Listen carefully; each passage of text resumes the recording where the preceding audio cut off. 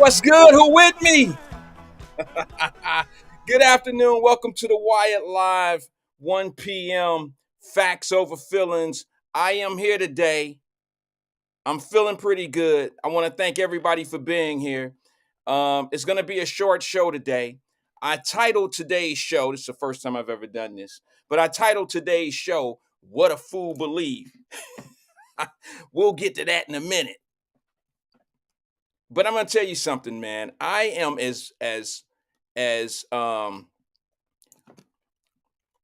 don't know how to say this without trying to sound all like arrogant and all this old shit. But like my music game is diverse. It's probably just as diverse as yours. I'm sure we got some people here that love that diversity as well. But I grew up listening to black music and white music, if you want to call it that. I call music music. You don't call gospel music black people music, do you? Gospel music is inspirational, and I use a lot of a lot of music to get inspired. Unfortunately, they just don't write lyrics like they used to. They don't have the Callaways and all that old shit. I wish he come out with an album. I mean, I'm just saying. I wish they come out with an album. Let me put the chats up. Why y'all didn't say something? Or maybe you did. I wish Babyface and them would go ahead and start writing some shit all over again. Come on, Bootsy, where you at? Where them guys at that write real lyrics or write for other people? I know Mary J about to have I know she got a record coming out. I don't want to hear her cry baby ass. I'll be honest with you. I'm tired of hearing about no more tears. Mary been crying for 32 years now. I'm tired of that shit, Mary. It's time to find some joy. It's time to find some peace, some harmony within yourself first, sis. A man just ain't your answer. So I know, I'll be honest with you. I know Mary had her run. Mary J. Blige had a run. She had a nice run because she could relate her stories, the albums, the words, the lyrics that were written for her. She didn't write it, and it doesn't matter. She's an entertainer. But those lyrics gravitated to people, to women that were going through certain situations. I get it. I get it. A dude can't write shit like that. You can't write a love song for a dude and he be blasting that shit in his car going down the street. It don't match. Unfortunately, we just not cut like that. But Mary J has some tunes that gravitated to the ladies. It made y'all drink a little bit of wine with your sisters and your sister friends and all that old type of stuff in front of the fireplace. And you sit back and you talk about men. Talk about how bad we are, how situations we are, how you need to exhale. All that old type of shit. Yeah, men need to exhale too.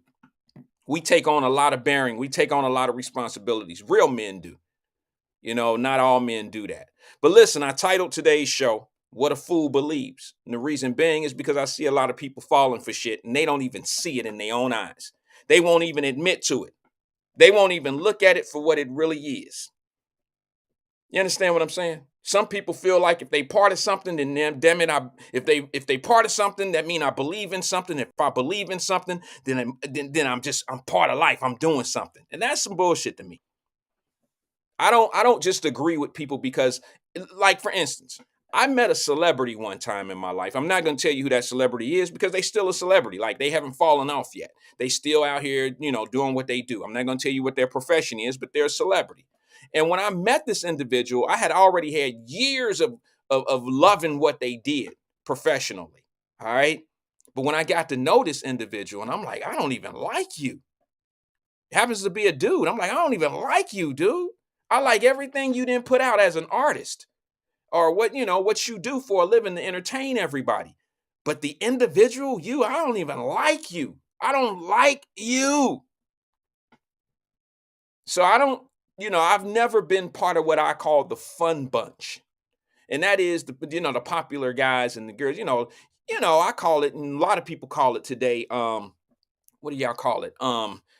Identity politics. Like it don't make like somebody put a post, not a post, but a response to me just yesterday saying, how you gonna talk about somebody that's on city council if you don't know their name? Like me not knowing the person's name means that I don't know nothing about them, means that I can't keep up with the ineffective, they're not effective at their job because I don't know that person's name. That makes me like my point that I made about this person is not relevant because I don't keep up with the people like you do.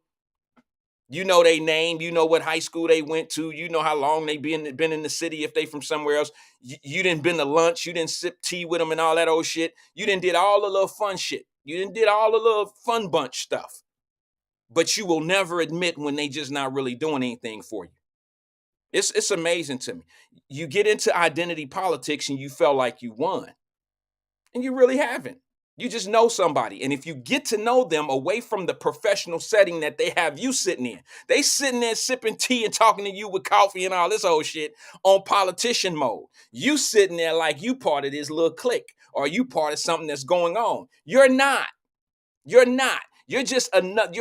You're basically an extension of whatever bullshit they own. They have a nice little 1 hour sit down with you, and then you go out and convince 10 other people how cool that person is. I'm just being honest with you. Seen it happen a million times. I've been part of it before. And I peeped the game. I'm like, I ain't about to go out here and tell them motherfucker this dude is the shit. Or this motherfucker fighting for us. I know he not. I'm not about to, just because you blessed me with some of your time, I don't mean that you doing what's right. You just want me to get on, and I didn't even have Wyatt Live at this time. I was just a guy, a businessman in the city of Cincinnati that I didn't have any influence. However, I was rubbing shoulders with some of the big wigs in the city, but that didn't make me anybody. I wasn't a decision maker. But as long as I can get around people and not have anything bad to say and maybe co-sign somebody, that's what they want you to do. That's it. So because I don't know an individual's name that might be on council and what they handle and what they do and this and this and that, that says a lot about them, not me.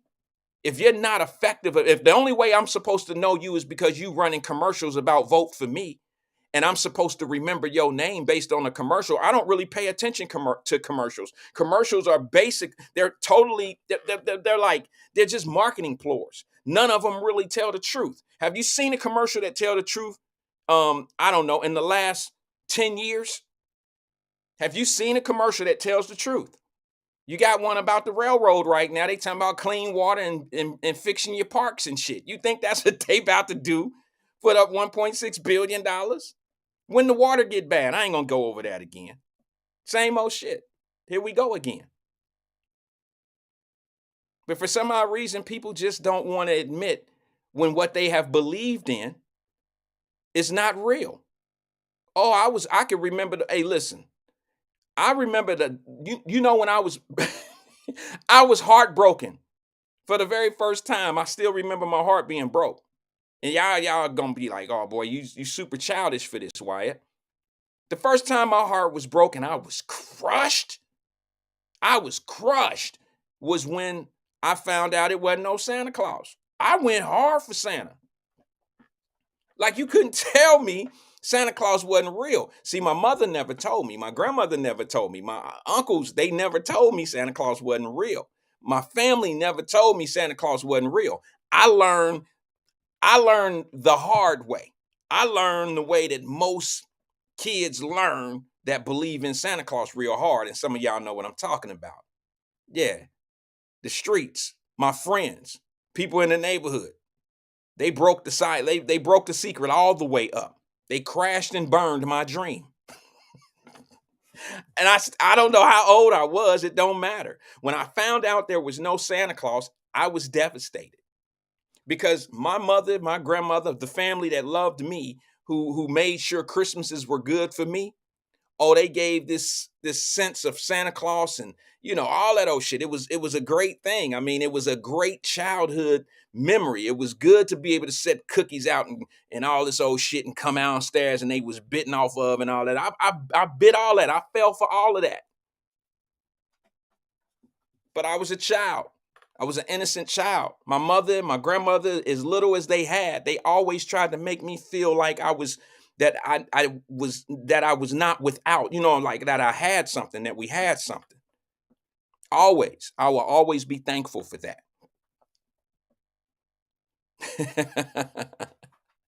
Hey, listen, there was always a story. Daryl Carpenter said Laura Holmes didn't have chimneys, ninja. That should have told you something. Well, not all homes have chimneys either. You understand? So there was always a story, damn it. Your parents, you believe your mama in them. If I was that damn smart to say, Mama, we ain't got no chimney, so where the Santa Claus gonna come in? There was always some shit. Boy, go over there and sit down. You know he's Santa Claus. Y'all see, Jesus walked on water, so why couldn't Santa Claus come through the fourth floor window? So I'm just saying, you got motherfuckers running around here talking about Jesus made wine out of water and he walked across water. He did all this old shit. So if I'm believing all that as a child, why can't I believe in Santa Claus coming through the fourth floor window?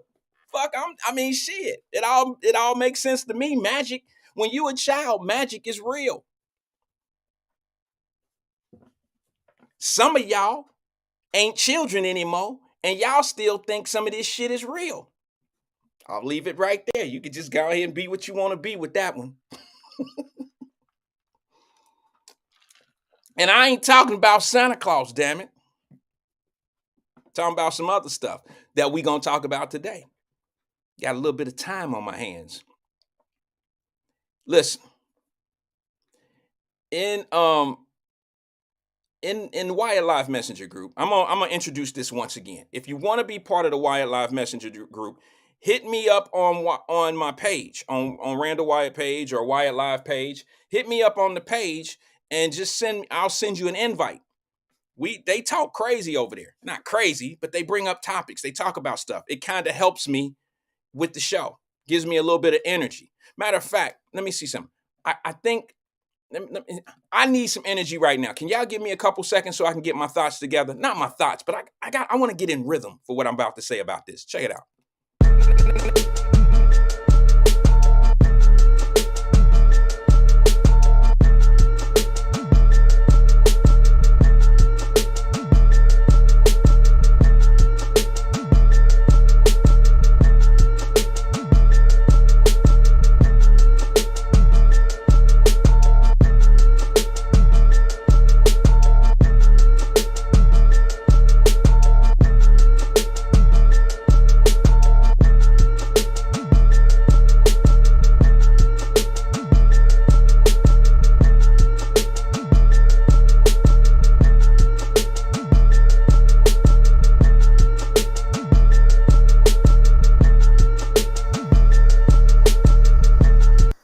All right, I'm back.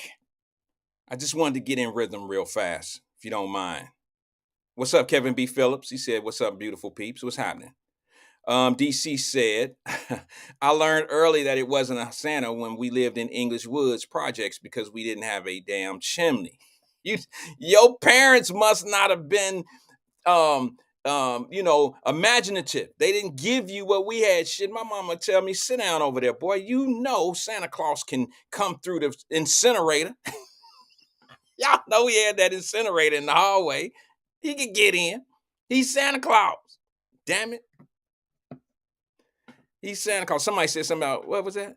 Oh, Mama Birch. Mama Birch said, "White Santa Claus better not come to the ghetto." Well, that should have been an inkling that there was no damn Santa Claus, because y'all know, man. I remember one time, Mama Birch, we were all hanging outside. We used to play right outside, what they call not Derek Turnbow, but it's John Street. And it's right where FC Cincinnati Stadium is, right there at the parking lot entrance on John Street. And we were outside playing one day. We just used to play freeze tag or bat on the bounce, whatever. We was outside playing. Now, keep in mind, folks, I'm a child at this time, so some of this shit is coming to me clearly, and some of it is a little foggy. But we were outside playing, and I heard we was, we was just chilling, just playing tag, whatever you hit, shit like that. And we heard these motorcycles, vroom, vroom, vroom, vroom, vroom, vroom, vroom, sound like what I now know to be Harley Davidsons. Vroom, vroom, vroom, vroom, vroom, vroom, vroom, vroom, vroom. It was big bass. Vroom, vroom, vroom, vroom, vroom, vroom, vroom. And I'm like, damn, I ain't never seen no shit like that except on TV. And it was like white bikers in the hood. We all looked at each other and shit and was like, what the fuck? So they stopped at the light right there where the one stops. Right there on Ezra Charles and John. John and Ezra Charles, whatever. And the light was red, and they all was there. Was about 6 or 7 of them doing all that noise. You know how they make all that noise with the motorcycle. And they made a mistake. Instead of going straight on Ezra Charles, they turned left on John. Now, these bikers with the bags on the side, Harley Davidsons, all they jackets said the same thing. Aces or whatever they were. I don't know what they were, but they was a bike gang. They make the left turn, and if you know John Street, it's just a straight street going down, but Law Homes is right there on the left. Taft High School is on the right. So they get the, they see all these little black kids outside playing. We just playing amongst each other, right? We stopped everything we was doing and we watched them. And they tried to show off on those motorcycles. Willies and shit. Boom, boom, boom, boom, boom. I guess that's I guess doing all that vroom, vroom. And you know what I'm saying? That kind of made them feel big. Well, one of them made a mistake. He did a wheelie and he lost control of the bike. It went up in the air, him and the lady. They had the lady on the back. You know how the shit looked like on the movies. Like T-Birds or some shit on what's that movie called? Y'all know that little the little movie thing with the T-Birds. Walk like T-Birds, that shit. Grease. So and he lost control and his bike went up in the air and we was like, damn, little kids, I had some fucked up. My friends was like, I had a friend, look, they laugh at everything. If an 80-year-old lady was walking down the street and fell, they would laugh.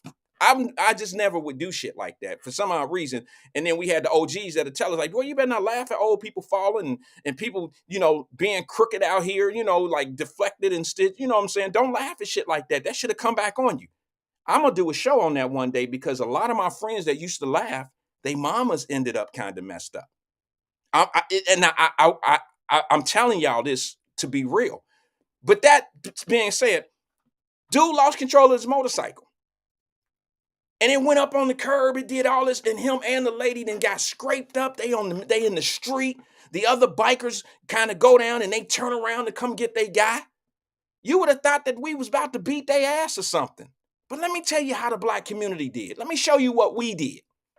Everybody stopped what they was doing. And you seen Miss Sis Trunk, Miss Betty. We seen several mamas come outside. They had buckets, they had towels, and they were actually helping these folks.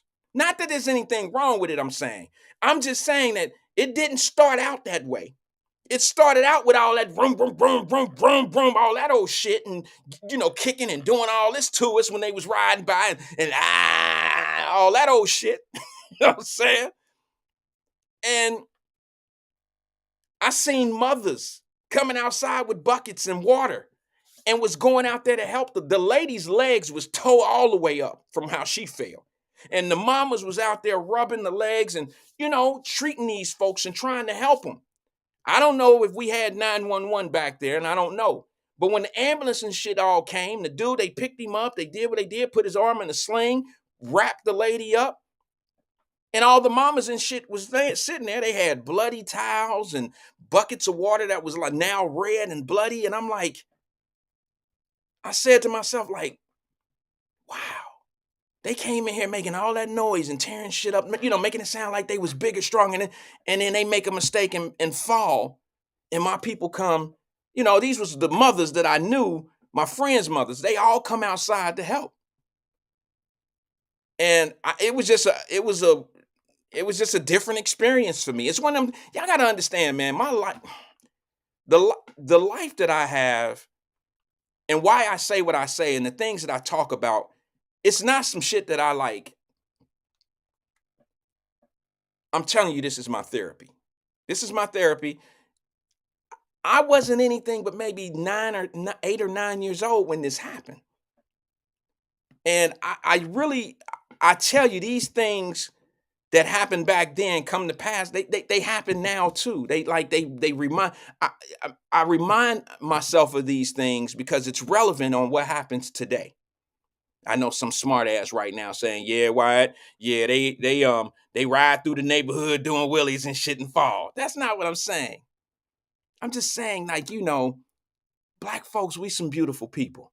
Regardless of who've done what to us and what's been done, we always tend to help other people, no matter what. We always forgive. We always we always shelter evil and can compact evil and let it be what it is, and we just never get there. We don't want to be part of it, but we'll try to help fix it.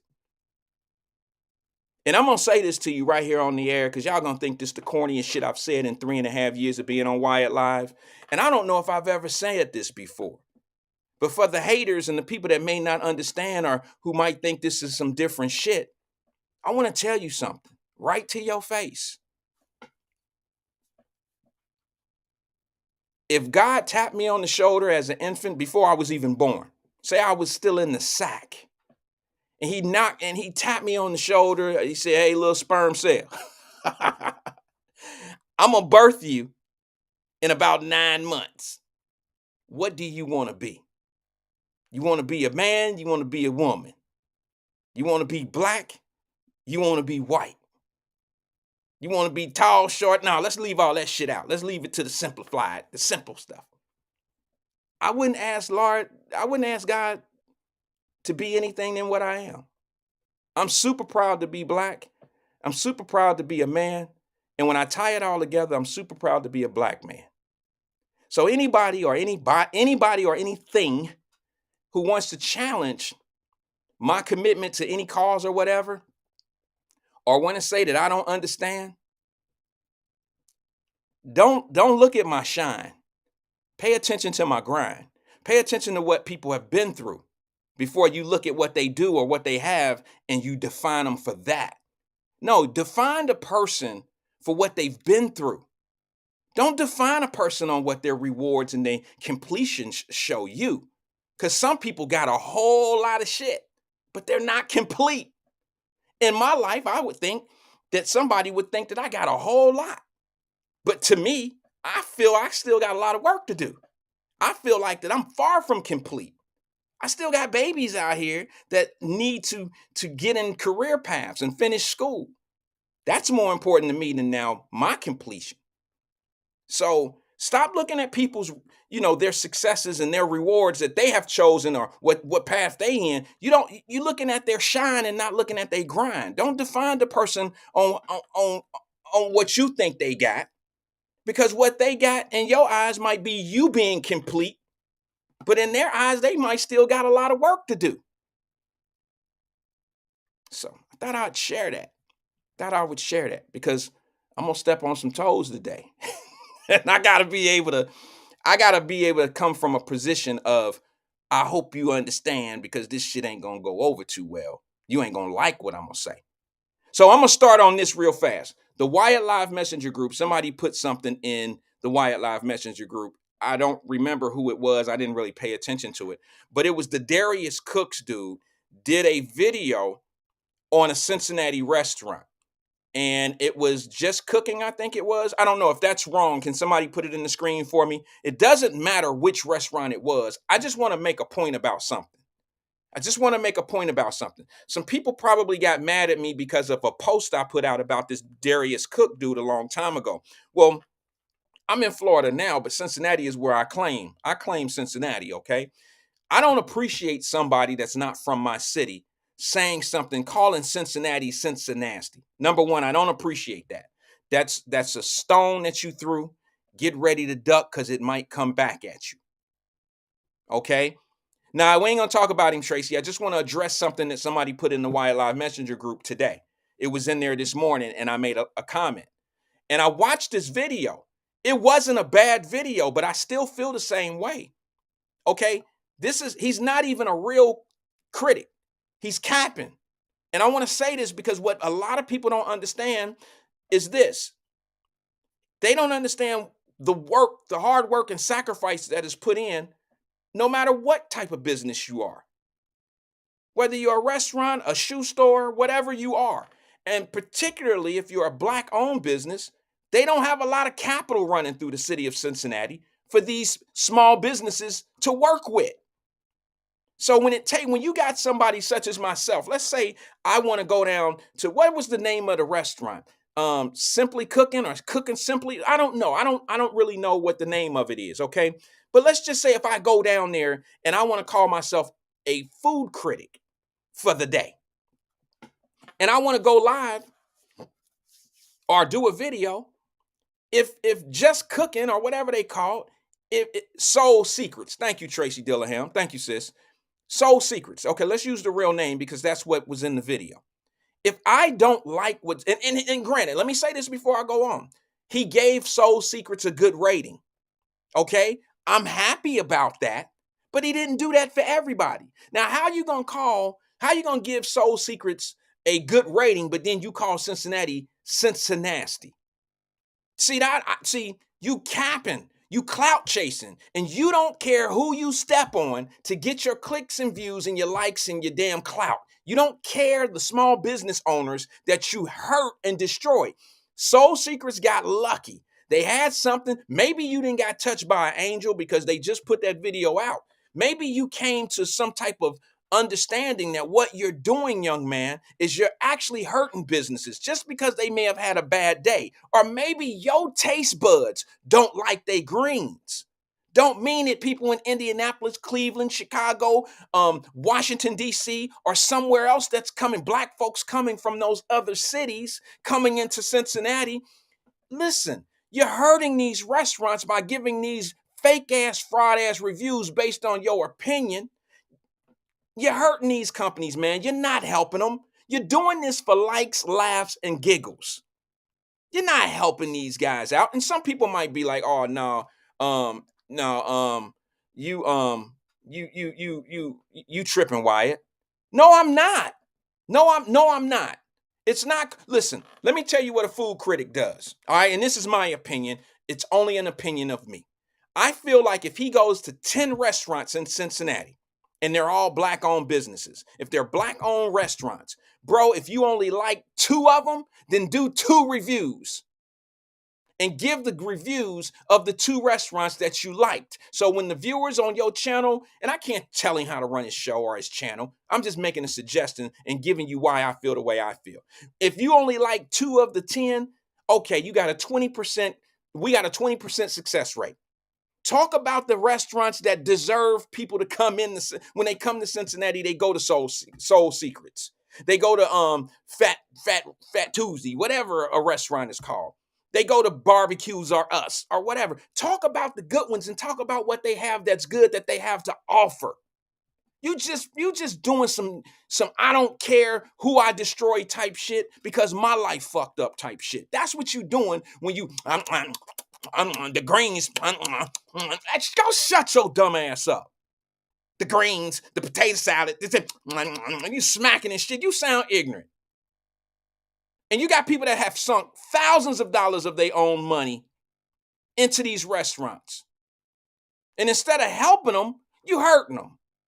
That's my opinion. He's not helping these restaurants. He's clout chasing. He had 10,000 views on Soul Secrets. Thank God he gave him a 1 out of a 5 on mostly everything except for the food. The food he gave a 4 out of 5. Thank you. I appreciate it. I'm not saying that he's been bad on everything, but what I don't like, he said it in that video. He said, I'm a food critic. Some of y'all tripping because I say things bad about places, but that's what I'm supposed to do. I'm supposed to critique the food. This is his words. I'm supposed to find something wrong. Y'all got to understand, everybody can hear. I have very good selective hearing in what I'm looking for in a person's presentation. I can pretty much I know what direction you're going in based on what you're talking about. Okay, I can tell when you're really looking out for somebody or you really trying to just make a move, you're trying to do something. And I would ask people, I would just ask people that if you want to critique small businesses, I would just ask specifically, and this is just me going hard for the people that look like me. I'm sorry. If you don't like what they're doing, just leave them out of what you're doing. Because people that are watching your show that live in Indianapolis or Louisville and they coming up to a nightclub in Cincinnati and they looking to go to a soul food restaurant or something like that, give them the soul food restaurants that you felt were good. Don't take these restaurants off of the radar because you don't like the mashed potatoes, you don't like the greens or whatever, don't mean that they won't. Okay, because you haven't said anything yet about a blend of a taste. You haven't said nothing like that. You talking just like Miss Louise at the fuck picnic. Who made the potato salad? Got too much mayonnaise. You talking like that. It ain't like you went to some culinary school or some culinary school or some shit like that where you got some type of fucking expertise or something. You just I don't want to make it like that. Y'all know what I'm saying. All I'm saying to you is small business is a difficult thing to do. And when you have somebody that's willing to climb on your back and step on it so they can be relevant, yeah, I'm going to go in on that individual. I am definitely going to say something about that because I've put all my coins up for my small business. I've done it.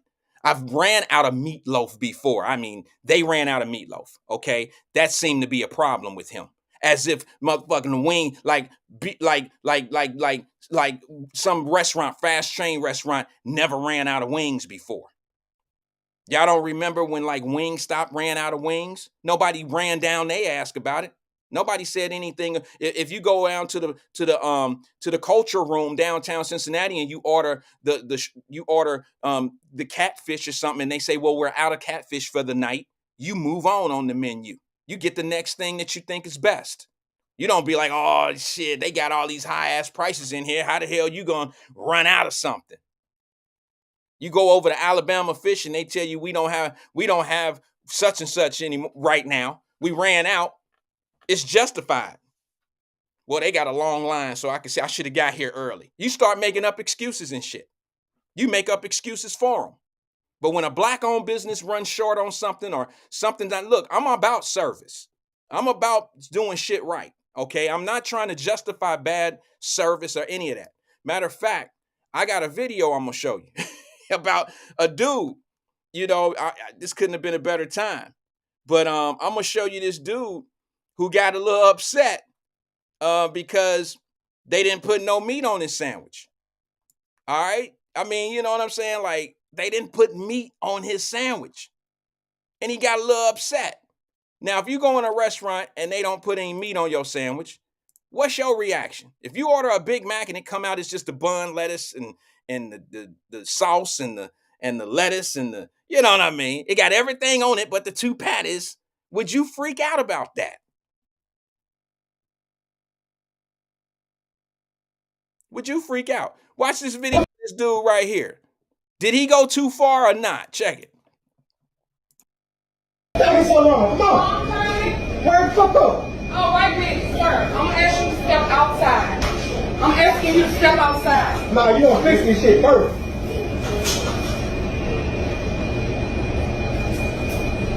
I'm gonna ask you to step outside. You gonna fix myself first. Excuse me.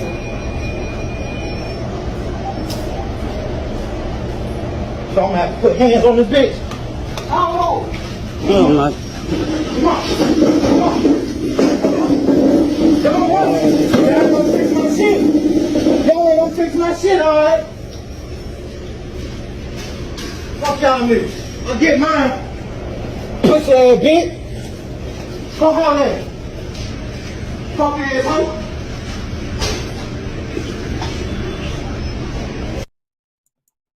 That's going a little too far because they ain't putting no damn patty on his sandwich.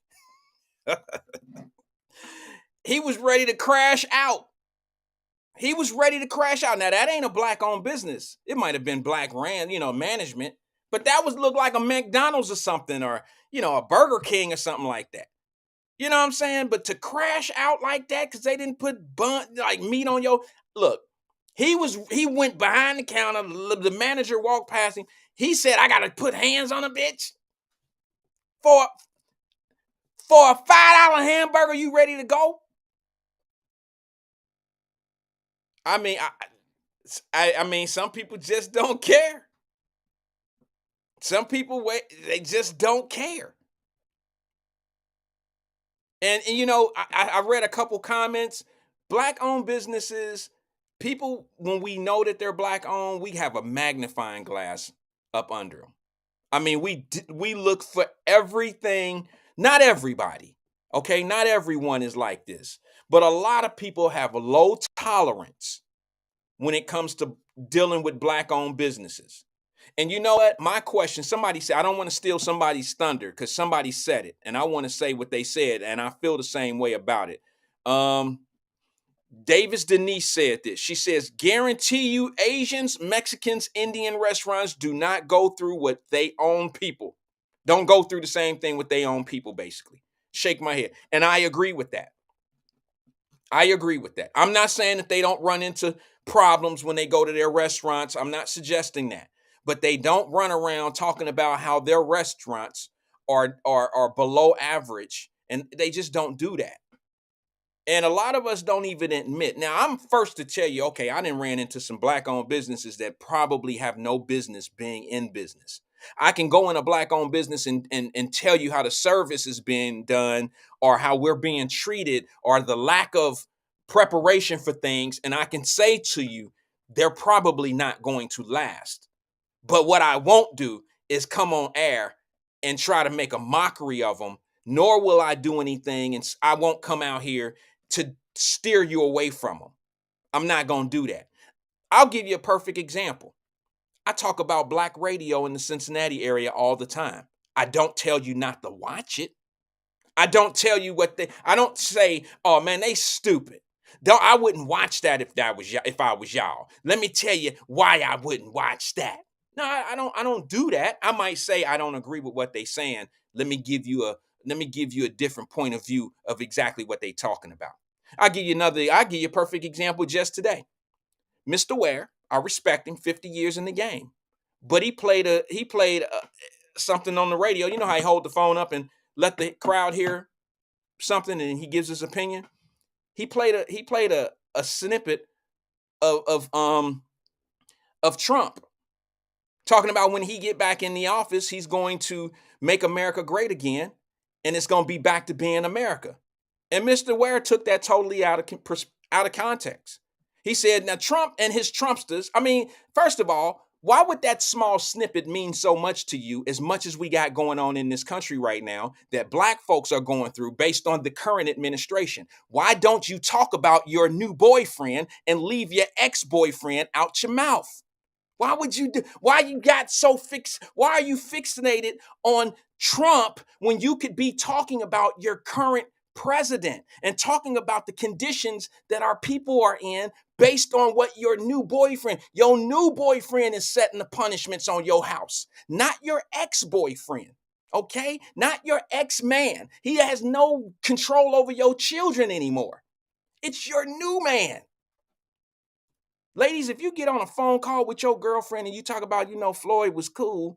Yeah, Floyd was cool. Your new man is Earl. But you keep talking about Floyd. Floyd used to whoop little Randy ass all the time. Floyd used to do this. I heard Floyd was on the phone yesterday with Chanel. And I heard they linking up. Why are you so concerned with Floyd? Talk about Earl, your new man. He beating the shit out of your kids behind your back, and you know it. You know what Biden is doing to this country right now, but you won't break code.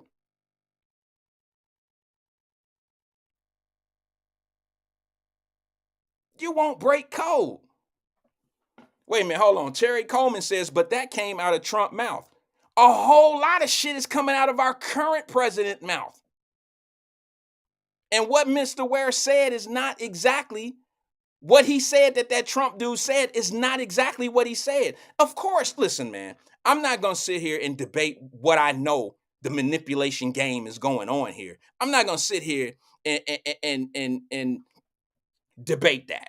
All right? Because the more you say, the less I'm going to say about it. So you'll feel like you won, but I think my point has been made. All I'm saying to you is this. Play some snippets. Play some shit of what they're talking about now in the current administration. Let's play some snippets of Joe Biden talking about Bidenomics and how great it is. Because he has a script written about how Bidenomics is great right now. Where are those clips? What have you heard any? I haven't. Have you? Have you heard any clips of Biden saying how wonderful, how the country is rebounding? Oh, wait a minute. I got one for you. Let me help those out. Gas is going down. You know why gas is going down? Has nothing to do with the administration. Gas is going down is because they pre-buy barrels of gas, of oil and things of that nature for the winter. Gas always go down in the wintertime. You use less of it. The demand is less. So they buy it cheaper. It's a normal thing. It's still higher than it normally is. So say what you want to say. Some of you still sleepwalking on why gas was expensive in the first place. But that's okay. All I'm saying to you, and I veered off a little bit, the Darius Cook dude seriously is a troll to me, to black business. I don't respect it. I think it's bad. And if anybody wants to compare the fact that I might say something about black radio, I don't tell you not to watch it. I don't tell you anything other than a different perspective of what they're talking about. I said the same thing about the troll dude, the Darius Cook dude. I ain't tell nobody not to watch him, but I'm going to give you a different perspective of what he's saying and how I feel about what he's doing to the black-owned businesses, to the small businesses. That's all I'm saying. So I don't, I'm off the Darius Cook dude because Tracy probably sitting back like, ugh, I don't want to talk about this. But all I'm saying to you is, man, listen, some people, if they get off code, if they stop following code, they wouldn't have no choice but to talk about what's going on and what's real. Their conversation every day would be different. They would be kicking themselves. They would be holding each other responsible for the decisions you make. It's just like, I want to play this. I want to play this right here. I'm gonna show you how somebody get played. I'm gonna play this video for you real fast.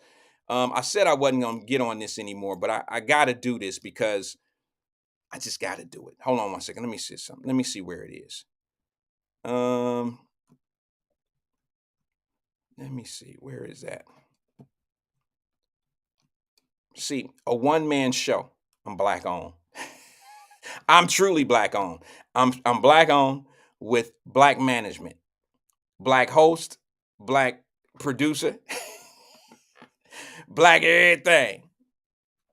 Let me see. Where is this? It says. There it is. Oh no. I'm gonna show you how somebody get lied to right in their face. All right. And I want to know why people stay on code for shit like this. Where is it? Oh man, I thought I was gonna play it. Hold on one second. Let me go in here and see if maybe I didn't even name it. Maybe I just put it in here and didn't even do anything with it yet. Just give me 2 ticks if you don't mind. I will play music, but it's not gonna take me that long to find it. I promise I'll have it here in a second. That ain't it. That's not it. I want to show you how a whole council, not really a council, but it's a local government, so you could call them a council, how they played their constituents, the people that voted for them, how they would stay on code right in front of these people's face. And it's amazing to me how they'll sit back and be okay with this when, they know they being lied to. Maybe they don't know they being lied to. Let me see something.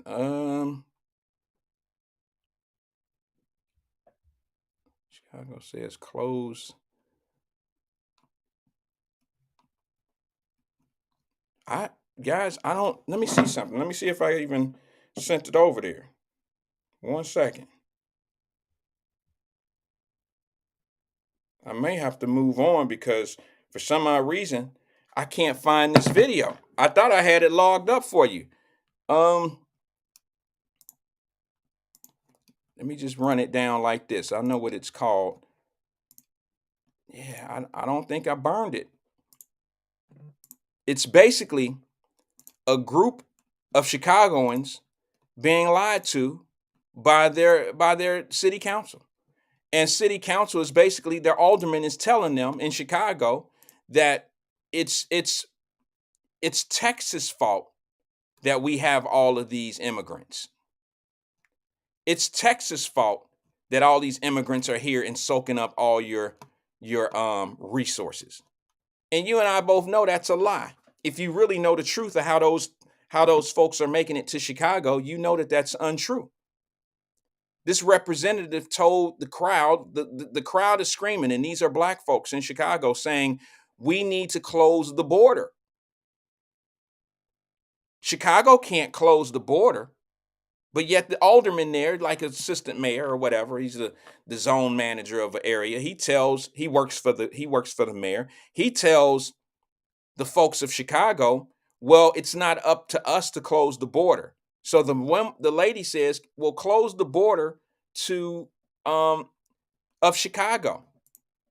And now you notice there's a lot of other cities. You got Chicago, you got Denver, you got Philadelphia. You got a lot of cities that are black, that in the black community where a lot of immigrants are going, and they're being done wrong. The resources are being spread around. I'm wondering why we're not talking about that. I'm wondering why we're not listening to snippets of black people suffering in the United States of America. We'll talk about everything other than that. And I'm trying to figure out why, if we black folks and we got all these black networks and we talking about all that, why aren't we talking about black folks that are screaming from the top of their lungs about the conditions that they in based on some policies that's being put in place right now? Where is all the outrage for those folks? Where are the CNN trucks, MSNBC? Why ain't Joy Reid landed in Chicago yet? Why Roland Martin go everywhere else? Roland Martin talk about HBCUs all day, every day. He didn't go to a HBCU. All I'm saying to you is I'm watching selective outrage. And the reason why they won't go out and say anything about what's really going on with black folks in these communities is because they stand on code. It's pretty obvious. They don't want to blame the real source. Now the world is starting to see it from what we've been talking about 2.5 years. We've been here 3.5 years, but we've been very consistent on Wyatt Live about the border. And it was never about brown people coming over. It was never about this. It was never about that. It was always about public safety. It was about public safety for the United States of America and resources that are being soaked up by illegal immigrants. And now, when I found out a long time ago that 130 plus countries was coming through the border, you can't tell me that there's not some of those members of Hamas. You can't tell me that people that are fighting in the Palestinian war, the Israels and the Palestinians that's going on, you can't tell me that people that don't want the United States to fund these wars and stuff, they're going to strike us. I've been saying it for 2 years. I've told you for 2 years, there are sleeper cells. This ain't y'all just, and listen, y'all know they slow to the beat. Y'all know, if you watch Wyatt Live, you know I've been saying this shit for 2 years. They now they want to be concerned about the border. You got the attorney generals and all this old shit. You got Garland and all them up there talking on Capitol Hill now talking about, there's the FBI director, there's a slight problem at the border because of we know some Hamas people have come through, and we're on it though. We're on it. No, the fuck you not. How you gonna be on it? You can keep up with 6 million undocumented people. Do you know where all 6 million of these people are? You'll be surprised. Some of these folks that are gonna crash and burn on America in the next year or two, y'all heard what I said. I just hope my family's nowhere near this incident. But some of these folks right now who are going to crash and burn America in the next year or two, guess where they are? They're not on the streets of New York sleeping in cardboard boxes. No. They put up real pretty right now because these foreign lands have hundreds of billions of dollars. Once they get in here and they get their sleeper cell where they need to be, they're out in the suburbs living real sweet. living real good, praying every day that today is the day that Allah calls me. Today is the day that the master gonna call me to go do what I'm supposed to do.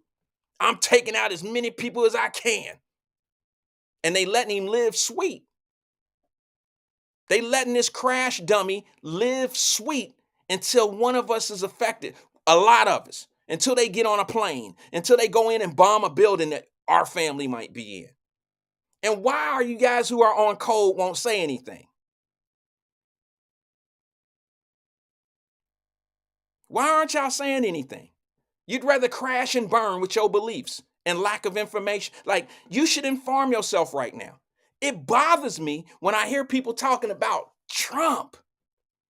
It bothers me when you distract people when you should be guiding them to real. And Trump is not real information right now. And I know some people would disagree because y'all already know if Trump get back in office, it ain't going to affect you. It's not going to affect us regular folks out here. It's going to fuck them people up that got y'all by the brains. Y'all know why I call this show What a Fool Believes? Because there's a whole lot of people that got you believing.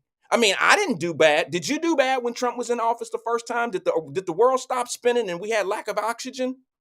Because that's what they say. The world's going to come to an end if that man become president again. The key word is come president again. Y'all act like y'all trying to vote a dude in that's never been there before, and life was tough.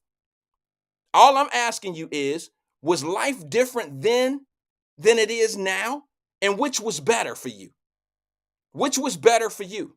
And see, a lot of people will say, well, see, that's him clapping and that's him chomping for the Trump guy. No, it's not. It's me clapping for my people. It's me getting off code with y'all. It's me just admitting to myself, like, whoa, wait a minute. I know how money move and I know what's going on. I know a lot of people, listen, y'all got to understand, this is not a Republican or a Democrat thing. Y'all might think it is, but it's not. There's a lot of Republicans that don't want that Trump dude in office.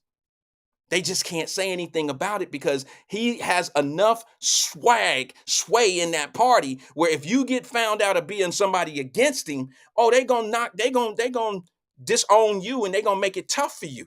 Yeah, he has that type of sway, but don't think Joe Biden don't have that either. Don't think the Democrat politicians don't have that either. Your local ones, your national ones, they all play by the same rules.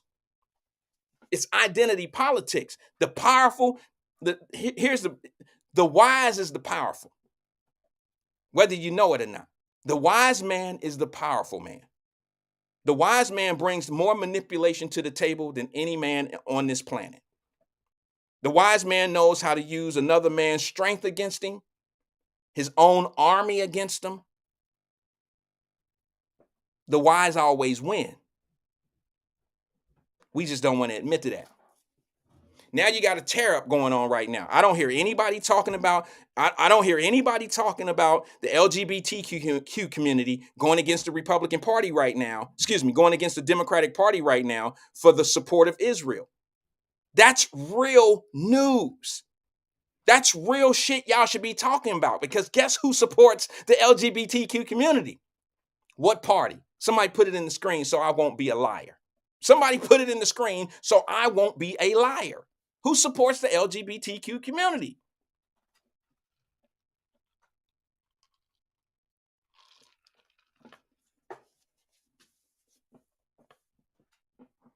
I ain't saying nothing, not another word until I see somebody do it, because I don't want to be a liar. Thank you, Mama Birch.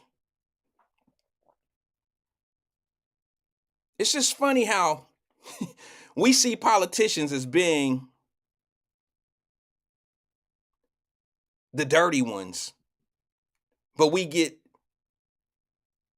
no, E. Come on, bro. Come on, E. Stop playing. Stop playing. E said the Libertarian Party. Okay. All right. So we got a libertarian president. The president had the LGBT community. See, y'all got to understand. See, like Terry Coleman just said, we all should. Terry, don't misunderstand what I'm saying. I don't have a problem with lesbians and I don't have a problem with gays.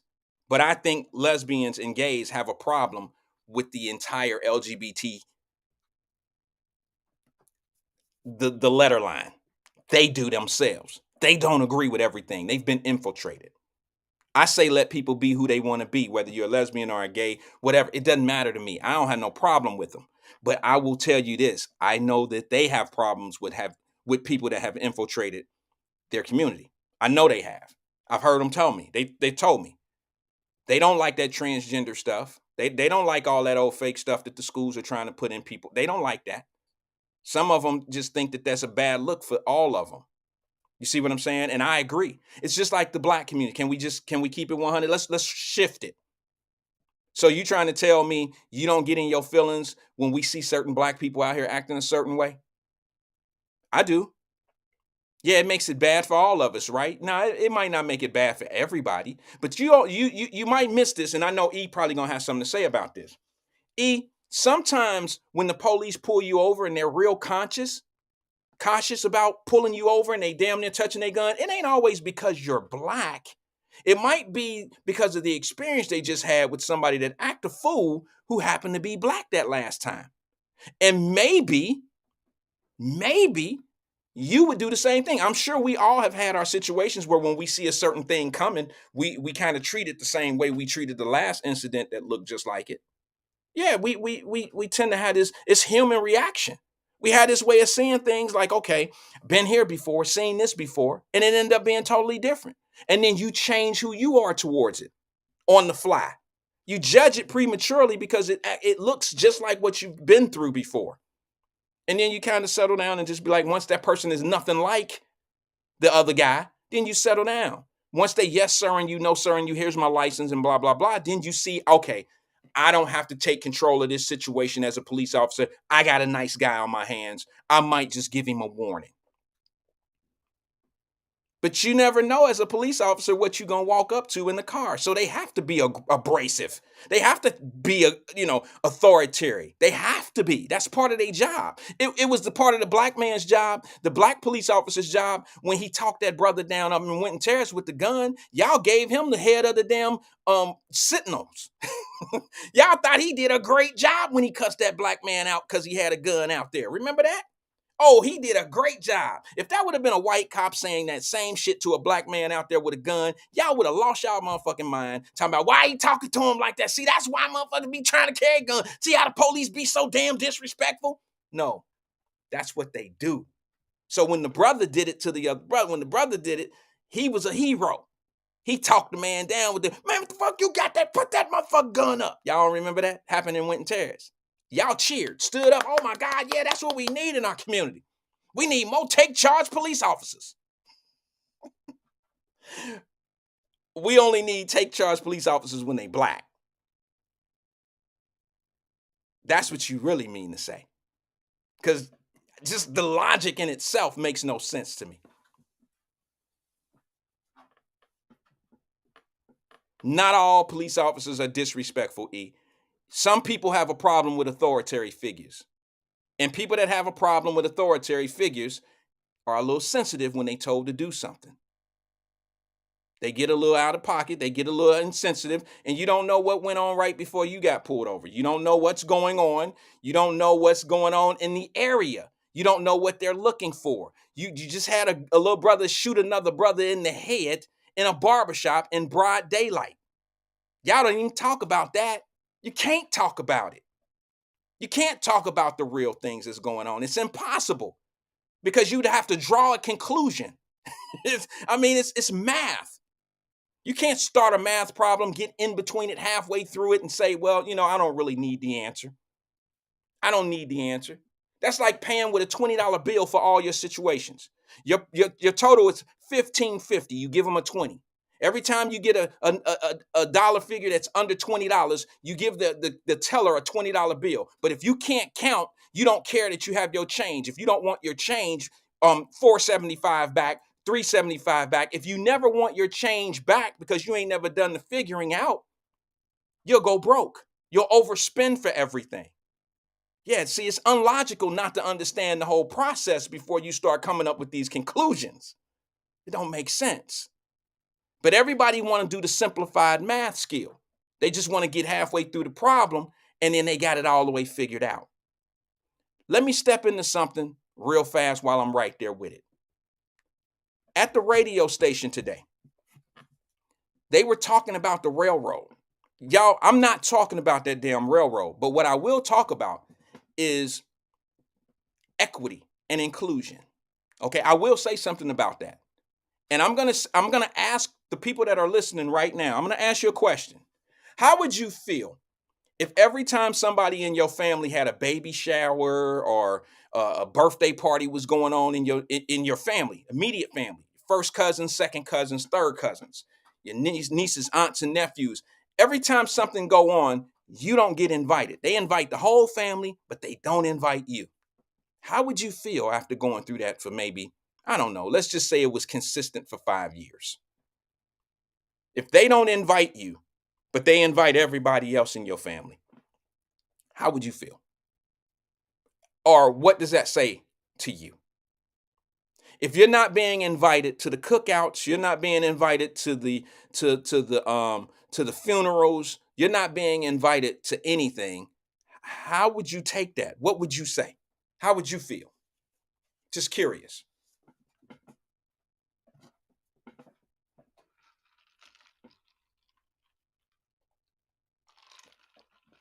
Well, it's never really happened to me, but I'll give you an idea of how I would take it.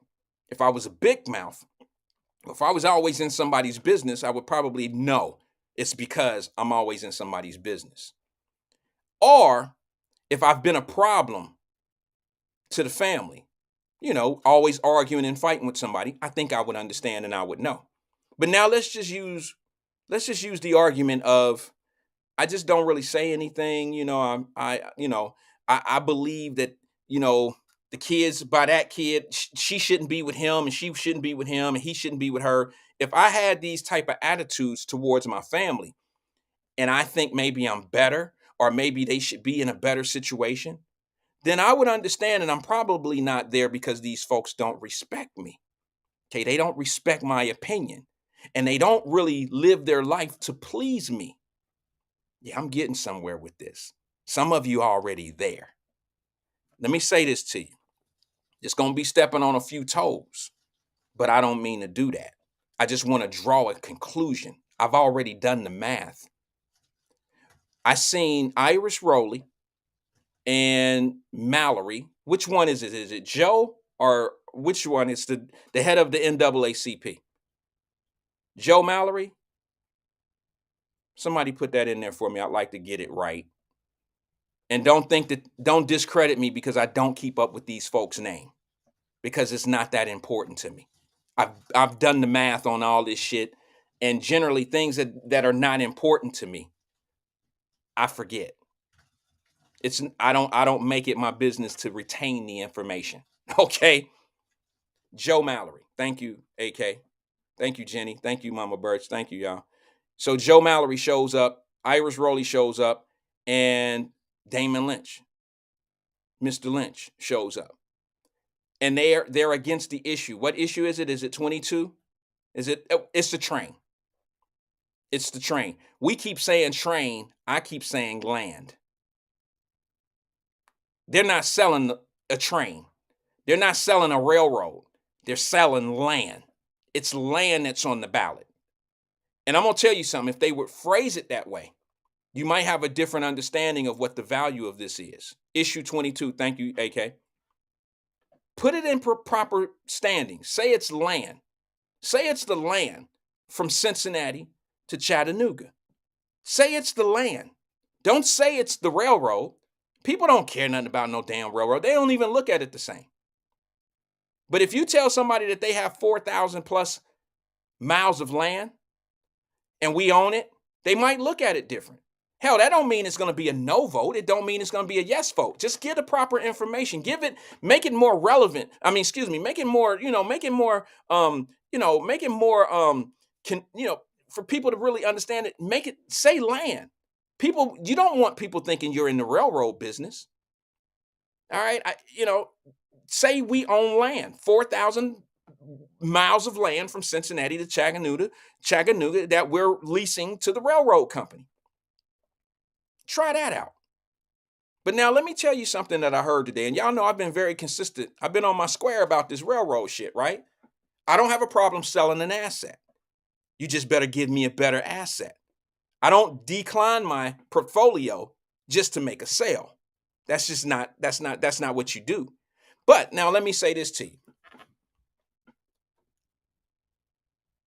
The reason why I brought up if your family don't invite you to things, or if people don't invite you to the NAACP stuff or whatever, it's probably because you don't have any value. They don't respect you. You're not part of the plan. And they have no problem excluding you. And I heard Joe Mallory representing the NAACP today, and he said something that was kind of funny to me. And I don't mean this disrespectfully. I actually like Joe Mallory. I know his wife. I think they're all good people. But his wife happens to be an attorney. I remember the first day she showed up at the courthouse many, many years ago. I think her and I bumped heads the first day she was there. I met. She didn't know what doors, and I kind of helped her that day, point her in certain directions. She's a nice person. She's a nice girl, lady. That all being said, Joe Mallory said something today that I found to be a little peculiar. It woke me up to something. He said that when he had a conversation with the board or with the people that were responsible for putting this sale together or putting the proposal to sell the railroad or sell the land, he said that when they were going to these talks and stuff, that he got a lot of apologies. I don't think those were sincere apologies, Mr. Mallory. I really don't. I hope you don't think telling us that these folks apologized to you made it seem like that they were wrong in where they were. Like that's an admission of guilt. That's an admission of they're sorry that they never included you in the conversations. The reason why they never included you in the conversation is just like anything else in business. You have no value. They didn't see you as being valuable, not you per se, but the NAACP. They didn't see the NAACP as being valuable. Now they dropped the ball on that because obviously the NAACP is truly valuable. Because if you would have went to the NAACP at the beginning, of course, if you would have had them on board, you and your black commercials, Mr. Railroad Company, would have probably ran over the city. But where you fail to realize that with the black community on board or without the black community being on board, reparations is not part of the deal. They don't have any they don't have any way of incorporating reparations to the sale based on just based on the law that's on the books. They can't do it. So you're not part of the conversation because they can't frame a way to put you in the mix. Now, Irish came on, Joe Mallory came on, Damon Lynch came on. They spoke their piece. But what I didn't hear, and I was gonna say something. If you're gonna have an argument of being part of some money or a money move, you have to have a blueprint. You can't just say we want reparations. You can't just say these things. You got to put a plan together. You got to put something in writing. See, this is where we fail. You got to put something in writing that you can show the people they said no to. See, a lot of us go in front of cameras, in front of microphones, and just say stuff, and it sound good to the people. It's almost like the people, the black contractors who say, they ain't going to give me no bank loan. They ain't going to give me this. They ain't going to give me that. They ain't going. But then the first thing come to my mind, and what I ask them is, show me your denial letter. Show me your business plan that you gave them to say that you can't get this. And they always live off that tone of what they ain't going to get. Well, I know they ain't going to do this. I know they ain't going to do this for me. But you don't have anything to bring into a court of law to show where they seen your proposal and it was denied. And then here's the reason why it was denied. Here's the reason why your application was denied. They never really had that ammunition. And my question, I was going to ask this question to Damon Lynch, and I mean this respectfully. I like this brother. Like, I like the people that's involved here. I support them. But now let me explain something to you. You got to my plan was, okay, if I was really serious about doing or involving myself in that railroad thing I would have done this. Y'all heard my thing. My thing is I don't want reparations. My form of reparation comes different ways. Something that spreads the economic wealth to everyone and owed to everyone in the community, and it spreads the opportunity. You understand what I'm saying? Okay, what does your reparations look like? That would have been my question to him. What does your reparations look like to the black community? Does everybody see? Everybody ain't in business in the black community. Everybody don't own property. Everybody don't plan on going to school. Everybody don't plan on doing these things. So what does reparations look to you? Everybody get a check? How do you work that out? I've always told you if you're gonna start using the words reparations has to make sense. It has to break down and be spread it out the right way. So I proposed black banking. Black banking. Black banking does a lot more for the community than any check you can give people. Black banking allows people to get home loans, businesses started. It allows credit cards. It allows student loans. It allows so much more. And then now you have the backing of the government in the banks. And if you don't believe that, go look at some of those West Coast banks. Look at all the money that the Jews lost in the silicons out there that was backed by the government. The banking system is the back door. It's the American way. It's how the Jewish people made all their money. The money is insured by the government. The money, they can't lose. People don't want to hear this. They don't want to hear this. You know what they want to do? They want to sound, I don't mean this to certain people specifically, but if you're gonna have, you gotta have a concrete plan where the people that you asking to help you out with can't lose. It's a win-win. But no, they don't want that. Let me just say this to you.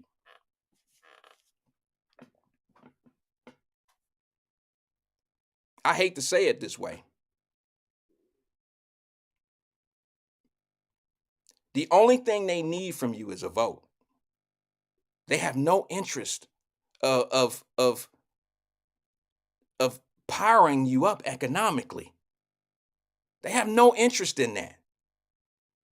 I'm sorry to say it. I'm sorry to tell you. And it's not because you black. It's not because of any of that. It's business. Why do you think they told all those black? If y'all don't see it's math. Why do you think they told all of those city council people that we put in office that y'all voted for? Why do you think they tell all of them they can't have an opinion out loud? They're not in charge. And they don't want those folks to influence the vote. Now, you can't tell me the writing's not on the wall if they don't really run shit. They not really in charge. They figures. Just explain to me how you could tell a council person that's voted in by the people that they can't speak at a meeting to sway their people one way or the other if this is a good sale for the city. That's what you voted this individual in office for, is to represent you, to get behind the doors and speak on your behalf. Think about that. How are you going to tell these folks they can't come out and say something about this sale? And I know some of them then say some shit out loud or whatever. Yeah, I'm for it. No, I'm not. Yeah, I'm for it. But they go hard when they want your vote. They go hard with their opinions about how the black community being treated. I'm just a messenger, but I see I see it on the blackboard. I'm just, no pun intended, but I see the math equation on the board, and it's very easy for me to see. And now I want to ask my people that like to talk and put the phones up to the microphones and talk about Trump all day. Let me just ask you a question. Let me ask you a question. Why aren't you asking your Democratic representatives in your city why they're so silent? Why are you going so hard for them and they're showing you that they're not really going for you? I know it's part of being on code, but now here's my biggest question and the biggest direction that I'll ask about that. Who's the wizard behind the gate? Who's the wizard behind the curtain? It's not city council. Who is it? Y'all know who it is. It's the Charlie Lukens in them. It's the past mayors. It's the unelected board. It's the people that's going to be controlling the money. Now, let me ask my Cincinnati folks this.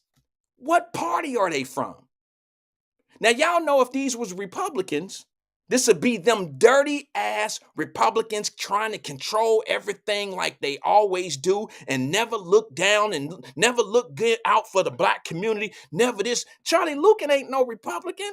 Mallory's and them aren't Republicans. All these people that's black, that's been on that board and they Democrats.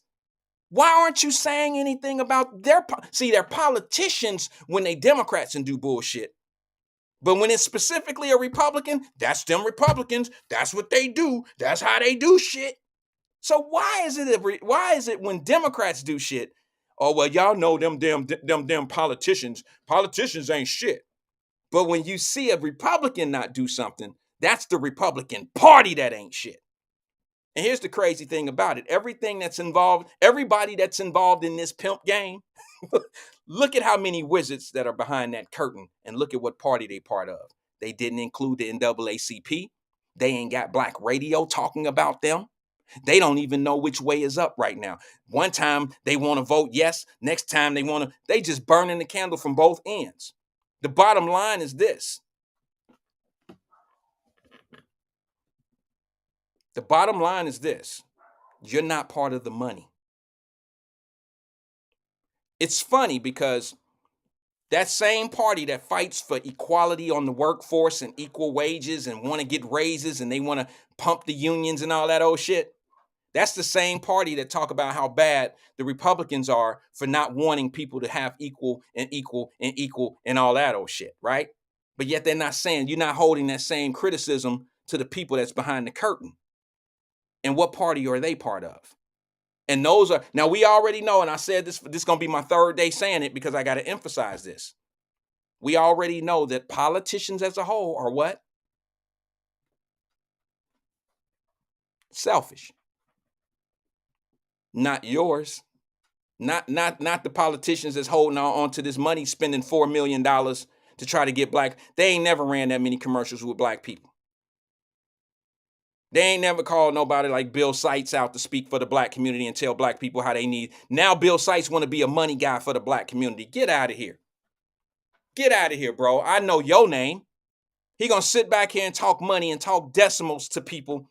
He gonna talk money. He gonna talk money to people that don't know what the fuck he talking about. And what I mean by that is the return on the money, the interest. He said it doesn't make money. It doesn't make sense. Now, hear me out.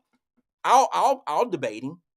I think I'm in a good space in my life where I could debate somebody that says what he said. He said it on the radio. He told the black community on the radio, it makes no sense to have a railroad. This is what he called it. I don't call it that. I call it you have land, okay?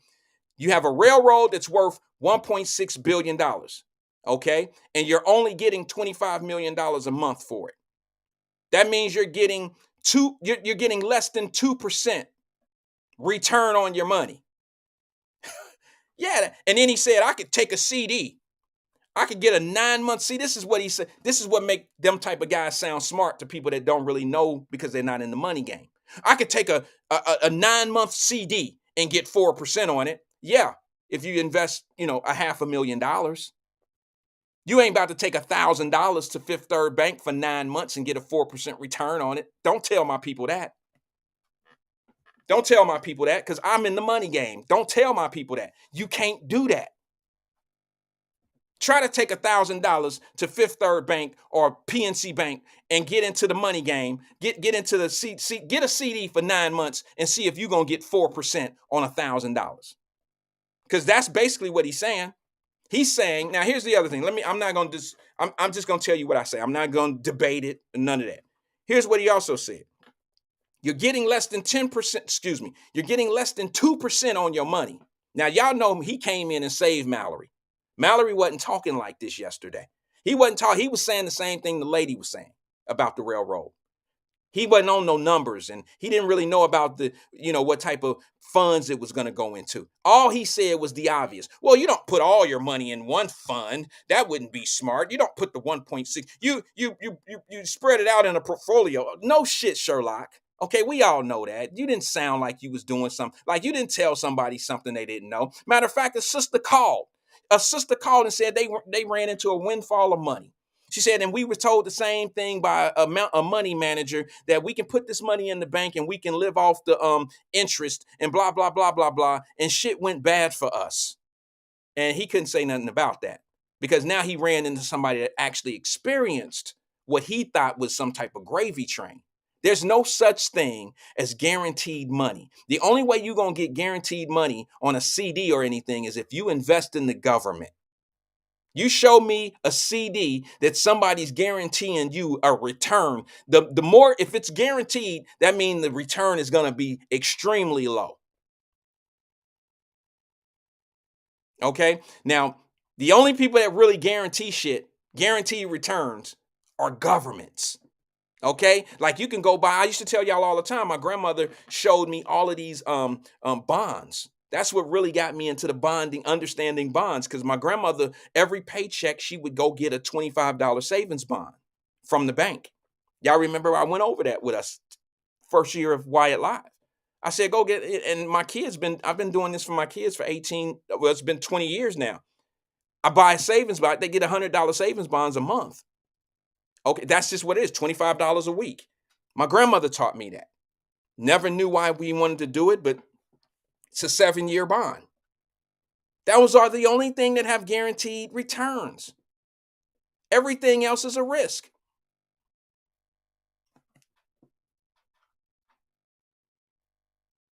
Sean D. Nutter says, hey, Wyatt, I normally would agree with you, but lately you can't get an interest rate of 4 or more, depending on where you go bank at. What you saying that I'm saying that you can? Wait a minute. Are you saying that you can? He says, hey, Wyatt, let me read it slow. He says, hey, Wyatt, normally I would agree. What's up, Sean, by the way? How's you and the wife? He said, hey, Wyatt, normally I would agree with you, but lately you can't get an interest rate of 4% or more, depending on where you go bank at. Maybe you mean you can, because what you're saying is what I'm saying when you say it like that. You see what I'm saying? You're saying that you can't get a 4% based on what you just said. He said that you can get a 4. I'm saying what this guy came on the radio and told the black radio listeners. He said that he could get, oh, okay, Sean D. Nutter says, yes, you can. Well, it all depends on what you're doing. Are they guaranteeing a 4%? Is it a high risk bond? Is it what is it? Can you take $900 over there and get 4%? See, it all depends. He's not comparing apples to apples. He's not talking about the same amount of money. He said I could take $500 over to the local bank or $900 and get a 4% rate. No, I'm sorry. He said I can go get a 4% rate, a 4% return on a 9-month CD. That's what he said. So, I mean, maybe he can, but I don't know if it's a guaranteed 4%. Y'all, man, look, ain't nobody about to trick me into this money shit. Trust me. I done lost enough in my life to know how to keep on making it. You know, you get a certain point in your life where the L's are not always losses. The L's actually stand for lesson.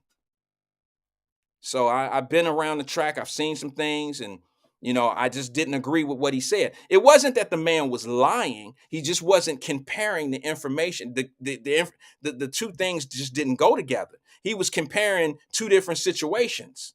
Okay, so that's why I had a problem with it. It's because he came in to save the Mallory guy. He started talking numbers. Mallory was just saying the same thing that the young lady said a couple weeks prior. And all I'm telling you is this. He came in talking about we're only getting a 2% return. Let me get back to that, because Sean D. Nutter, you'll know what I'm talking about when I say this, maybe. He's telling Cincinnati that they need to say yes and sell this land because they're only getting a 2% return on the money on their land right now. and they should sell it. And any businessman would sell it. And I say, well, wait a minute. Let me think about this. If my grandmother, this is just for argument's sake, if my grandmother left me a house when she passed and it was paid off, just because it's worth $100,000 don't mean that it's worth more to me if I sell it. Like I can get $100,000 cash for it right now, okay, versus $1,000 a month. It's paid off. I have no. What's worth more to me? What's worth more to me? All right. Do I get $1,000 a month for it, or do I get $100,000 up front right now? So that's a decision that I would have to make, and it all depends on where you are in life. So I would look at it like this: if I have to sell the house and I need the 100,000 to do what I need to do, fine. Or if I keep the house and I get, let's say I keep the house and I can rent it for $1,000 a month, that means I'm getting $12,000 a year. In 10 years of it being paid off and everything, I've exceeded the $100,000 that I would have taken up front.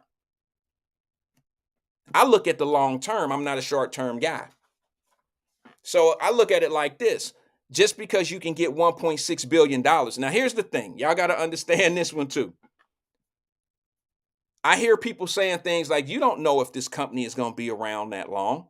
Well, let me give you a little perspective of what's going on right now. For those that don't understand, I buy land. Land is not going anywhere. Okay. Number two, they're only doing what most companies are doing in America right now by expanding their services and expanding into the future of what they do, like the future, development processes. Like they use that, they used to ride on tracks. Now they're doing different things, like out in California. Give you a perfect example. Spectrum. Y'all know Spectrum? Spectrum cable and, their cable and internet and all that type of stuff. Spectrum just spent $1.2 billion to expand in the area. In the Ohio region, Spectrum just spent $1.2 billion. You think they're going to spend $1.2 billion not forecasting them being around a long time? So basically, the railroad company that wants to buy this land from Cincinnati is willing to spend $1.6 billion and not have done a forecast of how long they're going to be around to pay that off. They don't have a projection. They don't have a blueprint of the purpose of having that land. They already have existing business going on it. They would not invest $1.6 billion if they don't plan on keeping it another 100 years. Now, let me ask you, if you're leasing it to the city of Cincinnati and you're getting 30 million or 35 million, or say you can get 40 million, I think they said up to 37 million. Let's use a round number. If you can get $40 million for it a month now, how much have you collected in a 10-year period? See, this is where I don't believe you should sell the asset, because you can never draw interest like you can draw interest like you can on this asset. This asset is a stand-up asset. It's been making money for the city for over 100 years. I don't see where that industry is going away. A lot of these businesses are reinvesting in themselves, like Spectrum, $1.2 billion of development in the Ohio region. I don't know. Let me see something. Vincent Roberts says, this adds up to a corporation dealing with another corporation, but pimping the council and voters. That's always that's clear. That's clear. That's clear. Well, I don't know what that is. Sean D. Nutter said this. He said, yeah, you can call Black Drop. Sorry, my screen running a little fast. Sean D. Nutter said, Telus Bank, I'm at 6% star. T up was 500. How long? What's the term on that? So you can put $500 in the bank and get a 6% return. How long is that? How long is the term? Share it with us. Let's see here. Phyllis Mitchell says, and continue of more corporate greed, fleecing the people. Well, you know what? I agree with that to a certain extent. In order to fleece the people, the people got to trust somebody. I ain't never been done wrong by somebody that I didn't trust. Like if somebody beat me out of some money, if you want to call it that, or if I lost some money to somebody, it wasn't, if I lost it in a business deal, it might have been a decision that we both made and it went wrong. But if somebody ever just talked me out of some money, the only way you're going to talk me out of some money is if I trust you. So now I'm not, I can't call that a corporate situation. When the corporations put the people that you past people that you voted for, when they put them now in front of you and you're supposed to trust them. Nah, they did, you got finessed by the people that you love and respect and that you trust. And that's what you got to put it on. You got to be honest about that. Let's go to the phone lines. Good afternoon, caller. This is Wyatt. What up, Wyatt? What's good, Drop? How you feeling, brother? Oh, I'm doing good, man. I was walking while retired, and I said, let me see what Wyatt talking about today. So I got back just in time. I don't know how long you're going to stay on past 12, but are you aware? This is a rhetorical question. No. Are you aware that Mayor Eric Adams of New York City is the most vocal out of the sanctuary cities that are receiving the migrants from Texas? Yeah, man, I am. And I'm going to give him a little bit of props for that. Okay. And okay. All right. Can I say one thing about why? Okay. Why he might be the most vocal? Go ahead. Because his city has spent more money on it. They're up to like $2 billion or some shit like that. Okay, that's fine. That's your opinion. Oh no, that's a fact. It's a fact. They up to $2 billion in spending on migrants. No. I'm talking about the reason why he's the most. He's the most vocal. You're right. He's the most vocal. You're right. That is my opinion. Okay, all the other cities, just like New York with Mayor Adams, have black mayors. Mm-hmm. DC, Chicago, LA, all black mayors. Now, Wyatt, the package that President Biden has requested from Congress, it includes aid for Israel, aid for Ukraine, and money for the border. Now, Wyatt, if you remember, I told you this was going to happen when Abbott, the governor of Texas, first started sending the migrants to those cities. Now, what Eric Adams said in an interview, he said the federal government is not helping us. Right. Now, you mentioned that earlier, Wyatt. That's why I mess with you, bro. Because I swear, sometimes you sound just like me. But he said the federal government. He didn't say the Biden-Harris administration, okay? Because this is what the strategy is.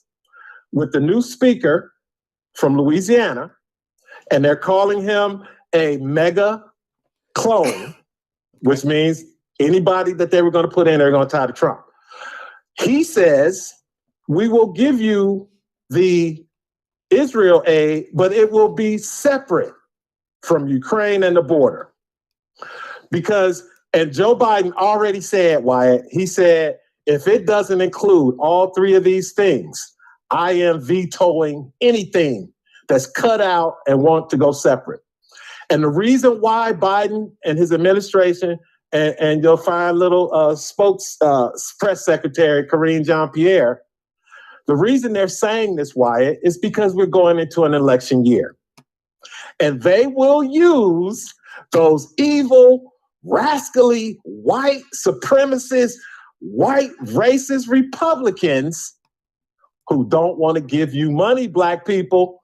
They're going to play clips from these black residents in Chicago complaining, and they're going to use it in campaign ads saying, it's Trump, it's the Republicans, don't elect them because they don't want to give you. I'm telling you, Wyatt, I can see this shit coming. Yeah, but we already looking. I mean, I've been playing for the last year now. What's been going on with black folks in Chicago, and it has nothing. They're blaming it on something totally different now, and I'm not saying that you're wrong, but the blame is going to go on to something different later, like you just said. But the truth of the matter, no, Wyatt. Now, like I just told you, Eric Adams is blaming the federal government because every state, if I'm not mistaken, has to have a balanced budget. Sure. They can't take money from this that's already been allocated and use it for the migrants. Because Wyatt, all the COVID money has run out. It's gone. Right. So again, this is the strategy, Wyatt. Right now, it's, we need help from the federal government. Please help us. So what does Biden do? This is why they do this stuff all the time. And that's why I say you are so important. You can't just say it once. You can't just say it twice. You have to say it multiple times and then repeat it again, because the complacency of the black voter I'm telling you, Wyatt, that's why I call it the safe haven, the Democrat Party, because the Democrats are worried about turnout. And you said it right before I called. They have started some new advisory board about how to address the black agenda. No, they didn't use the word agenda, but how to address the black voters. Because they're hearing it out there, Wyatt. You played a clip from Sexy Red in the Hood, talking about, they down for Trump. So, I mean, I could go on and on, Wyatt, but I know it ain't much time. It's coming at the top of the hour. I just wanted to get it in today. I understand. I appreciate you, but yesterday I missed you. I apologize for that, bro. I had you on hold, and I just got on my. I was hoping you didn't bring it up because I wasn't gonna bring it up because you already know how I feel about it, and I don't come on here to call and make you look bad. No, I know that, brother. That's not what I do. But I wanted to apologize to you on the air because you were on hold. And here's the thing: if I would have never addressed that I had a caller and I'm going to the phone, and then I never did. By the time I looked down, you were already gone, and I know you were on hold for a while. So I just want to let you know that I do appreciate you calling because you're engaged in the show and you bring a lot to the show. I just want to let you know that here on the air. Okay, but that's your only mistake. Is when you say okay that right after this I'm coming to the phone. I know, but just like everybody knows, Mary Birch Lavender, Vincent Roberts, Gene Mulholland, Philip Mitchell, Sean Nutter, Anthony Prosser, I can go down the line. Whenever Wyatt says something's gonna be short, it's gonna be long than a mofo. Well, let me just say, I gotta defend myself. I have to defend myself. I appreciate it. I can take it. I can take it. I can dish it out too, but I can take it. All right. But let me just say this, man. You know what's different? I'm not experienced at podcast, radio, TV, or any of this stuff, right? I'm not experienced. I'm 3.5 years in it now. But what I've done is I started the hard way. The hard way is live. Okay. It's, if I was a video guy and made videos, I could condense all my conversations, a 20-minute conversation into a 5-minute clip, a 30-minute or an hour conversation into a 10-minute clip. I could do that. But I've learned to do this the hard way, and that is to be live. You know what I mean? And live, there's no coming back from a mistake other than just saying, hey, I made a mistake, or you know what?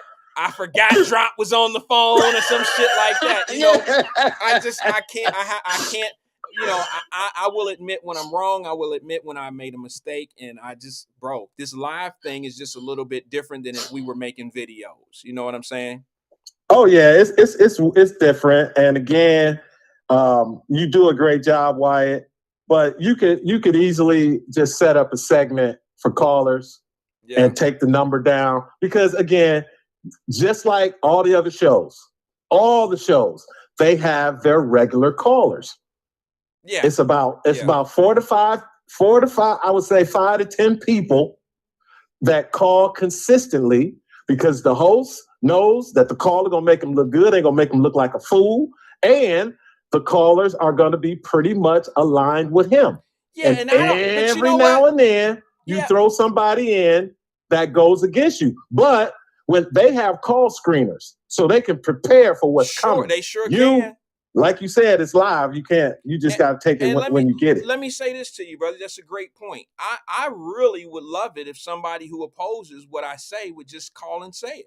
You know what I mean? Because that's an open debate. Because listen, man, the things that I talk about, I have a whole lot of things that can make what I'm saying make sense. It's not just me up here blabbing off at the mouth. I mean, the truth of the matter is, on like black radio, unfortunately, I got to use this as an example because it's kind of how I make my points. On black radio, you had Mr. Wyatt play a snippet of Donald Trump, of something that he said that he took totally out of context, and nobody is going to challenge it. They might challenge it in the chat, but nobody's going to call in and say, but wait a minute, I heard what you heard, and I didn't take it that way. Now, what only did you take differently than me? Now you're preaching the misrepresentation of what was just said. Now people, even if they heard it the right way, you're now swaying their thoughts into the way you wanted it to be. Now you're controlling the narrative, and it wasn't said that way. Guess what he said, bro? You probably didn't hear this, but some people seen this. He said, he played a clip, a phone thing, and it says something, Trump says something about, when I get back in office, I'm going to make America great again. I'm going to make America again. It's going to be called America all over again. And this man went off on what Trump just said. He went off because his people on the radio understand that bash Trump talk shit, okay? And he said, this man, don't he know that America is already called America? I mean, he went hard. I mean, it was like a bar and shit. He went hard. And I'm like, you really think that he forgot that it's called? He is trying to tell you that he's going to make America the way it was. Okay, I get it. We get what okay, he's talking to the single mother who's going to the grocery store, who's paying astronomical grocery bill prices. He's talking to the man that's putting $75 a week in his truck every week going to work. He's talking to the people that are overspending for everything in this country, and he's opening up. Do y'all know how tough it is to buy homes right now? Nobody wants to buy. If you want to buy a $200,000 house, you have to look for a $100,000 house right now. Do you know how high interest rates are drop on 7.5, 8%. 8% for a mortgage, bro. They ain't been that high. And that's with good credit. That's what I'm saying, bro. So if you hit subpar, can you imagine? I'm being honest, bro. You can fuck around and pay 11%. Like, why? And then here go the thing, bro. People don't look at it that way. They so fixated on hating somebody that he said that when this man, they say this, if this man gets back in office, the world is going to stop spinning. It's going to be a disaster. Listen, the reason why they want you to believe that is because the people who he going to go after, it's going to be a problem. You going to hold on, Wyatt. I told you the other day. The reason they're saying this, the reason they have these black forums, these panels, is because they know that pissed off black Democrats, they don't run and vote Republican. They stay their asses at home. That's what they're worried about. I understand that. They're worried about turnout because they won't be able to set aside the mail-in ballot laws across the country like they did in 2020. Because again, Wyatt, if you look at what they're going to use to get black folks going, they say, we're going to talk about the Biden agenda, what we've done so far. Because if you remember, Kamala Harris, as well as Barack Obama, they both said, we're not going to do anything specifically for black people because all of our policies... bro. People won't believe you when you say that. But I did see the clip. Oh, I got the clip. I know, I seen it. I ain't going to play it because that's your job. But she said the reason her and the Biden administration, which is also what the Obama administration was about, we're not going to do anything specifically for black people because all of our programs and the policies we come out with will help black people the most because they're with that equity, diversity, and inclusion bullshit. And these are, Wyatt, they're talking about the prices of insulin as one of the things Biden did, the bipartisan infrastructure bill. I know. I mean, Wyatt, again, Well, It's I mean, people like but here you. go the You thing, got though, to bro. keep hitting it hard, Here bro. go the thing about the insulin. Let's just tap on that for a hot second. They made it sound like he just blessed people like Jesus did with wine to the water and shit. Okay, it's not like that wasn't being worked on in the first place. Not only that, Oh, not only that, they say things like the Republicans didn't want you to have better insulin prices. Okay, and they don't mention all the things that's in that one particular bill. They put the insulin up top, and they don't tell you all the other nonsense that you're paying for in that same bill. And when you say that I don't agree with that bill, and I don't want to vote for it. Now you look like the bad guy because insulin is at the top of that bill, and it don't. no, it's because 4 or 5% of black folks disparaging treatment.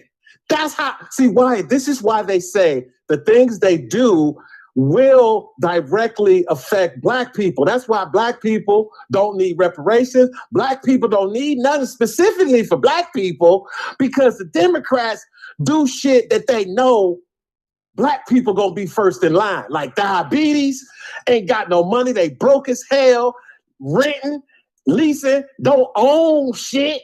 So all this shit that they do, even though they gotta include everybody, because if not, it's unconstitutional. So they include everybody. But any program that they address, Wyatt, they always say, black people, 3, 4, 5 disproportionately, black people affected more, everything. Every single thing. So again, Wyatt, I'll try to give you a strategy, but you, bro, you have a daunting job this year. But it's a lot of people because of what happened in this short period of time before the first gangster president, the scary orange man, Donald Trump, and Sleepy Joe Biden. Black folks can see. Hell no. I'd rather listen to a nasty tweet. I'd rather hear him talk about Chinese this and Chinese that because I'm paying $3 for gas. I'm paying $2 for gas. I'm getting a mortgage for 3%. I'm getting small business loans. All right, I'm done. I was getting fired up. All right, Wyatt. No, Thanks for taking my call, brother. All right, I man. appreciate it. But man, I'm telling you, Wyatt, stand tall, bro. Make sure you take a break during the holidays and play some of the old shit in your own words so people can hear and see. Because some people are quick to forget what they don't even know. Drop Squad 52, dropping science to anyone who wants to catch it. Peace out, Wyatt. I appreciate you, Drop, for engaging with us today. Drop Squad 52 out of Cali, born in Detroit. I'm going to start saying that. I'm going to give him that. All right, so listen, man. I heard him. Sometimes we agree on a lot of things. Sorry, I'm just trying to check my notes here before I move on to trying to see if we have E on yet so I can try to guide everyone over there to see my man Emmanuel Livingston. I don't see a note from him or anything yet, so I'll go a little bit longer until E comes on. Is that cool? Everybody cool with that? Let me see what I got. Yeah, I don't see him on yet. Hopefully he'll be on today to entertain everyone and tell them, maybe he has something going on. I know that the radio station in Cincinnati is talking about this railroad. I really, to be honest with you, I understand. I understand Irish Rowley. I understand.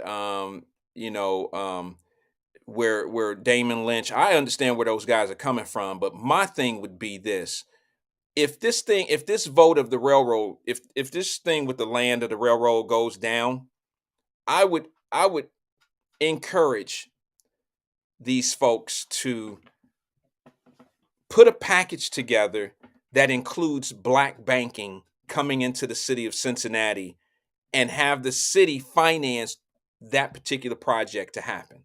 You already have black banks that exist. Give them a reason to be in the city and watch how the economics of the city, the black city, because I don't know how you're going to help a neighborhood in Cincinnati. I don't know how you help a neighborhood in Cincinnati when we don't own the neighborhoods. You can't just help people that are renting in a big building because you're not helping the people in the building. You're helping the person that actually owns the building. That's the way I look at it. So what? You beautified the damn streets. That's the biggest freaking look, man. I'm gonna be honest with y'all. I've been part of one of them type of transitions. I've seen Cincinnati Metropolitan Housing, and it's been 20 years. I've seen Cincinnati Metropolitan Housing get all these grants, get all this money for beautification. And I've seen them get hundreds of millions of dollars to redo Winton Terrace. But now let me ask you something. I'm being real sensitive because I love my brothers and my sisters over on Craft. I'll be honest. It didn't change anybody over there. Just because you get mugs, trash cans, plant some grass, paint some buildings, you're not changing anybody over there. You're just doing a beautification.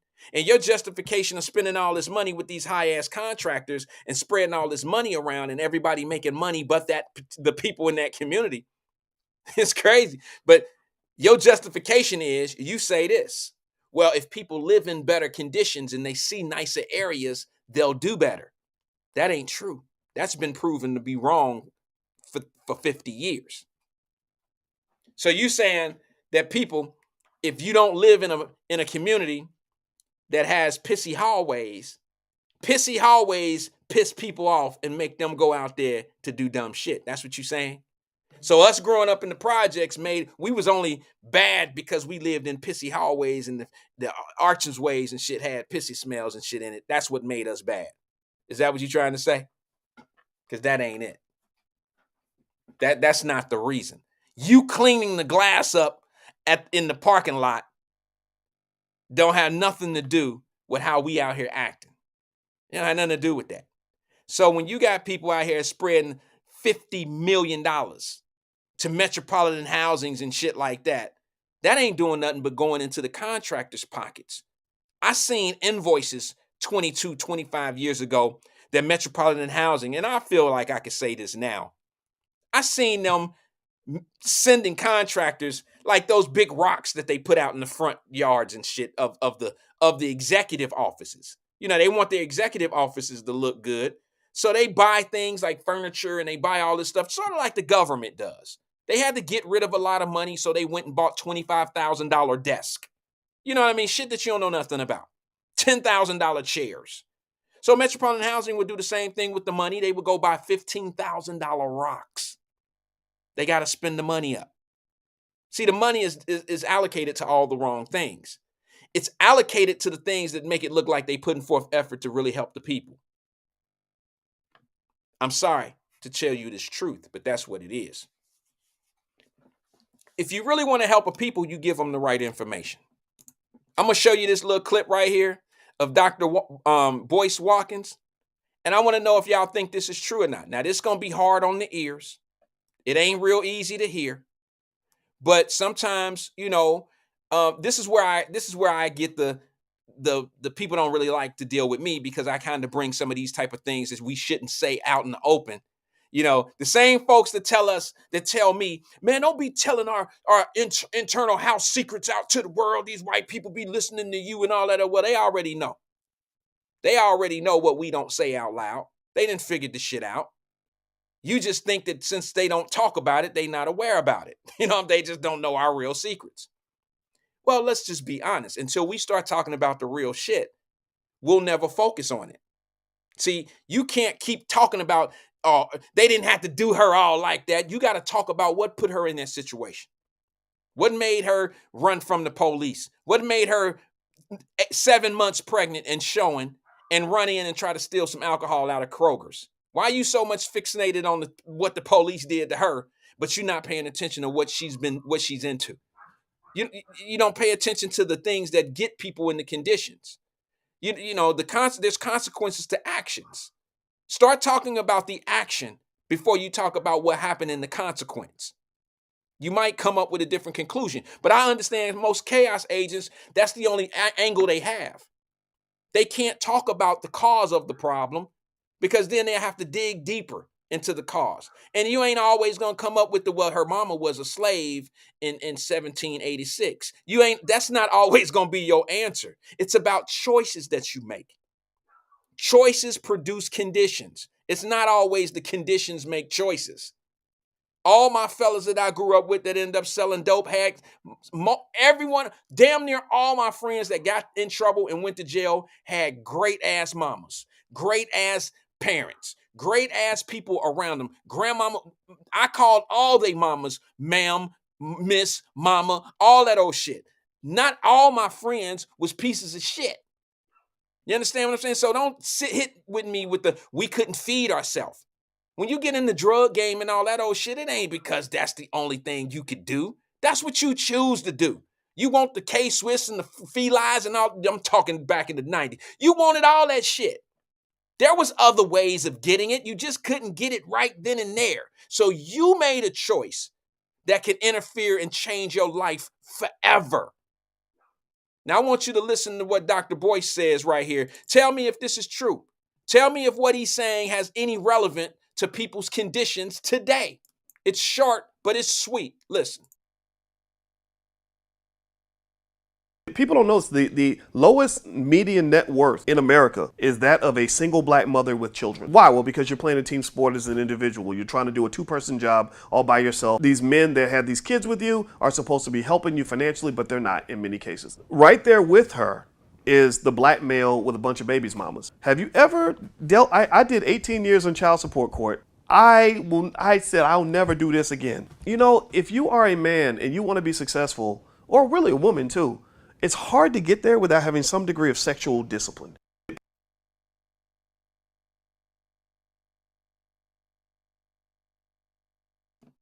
Remember I had them conversations about my friends when we was 14, 15 years old and they already had one baby or two babies, one on the way and shit like that, and they thought something was wrong with me. Dr. Boyce Watkins is telling you sexual, you got to have some type of sexual, you got to hold back. You got to make better decisions because these are the things that you creating your own condition. You're creating that. You can't keep blaming somebody for shit. You can't keep blaming people for your conditions based on the decisions you're making. And here's the thing. Here's why what he's saying is powerful. What he's saying is the powerful part of what he's saying here is this. Hold on one second. The one thing that he's saying is very powerful is this.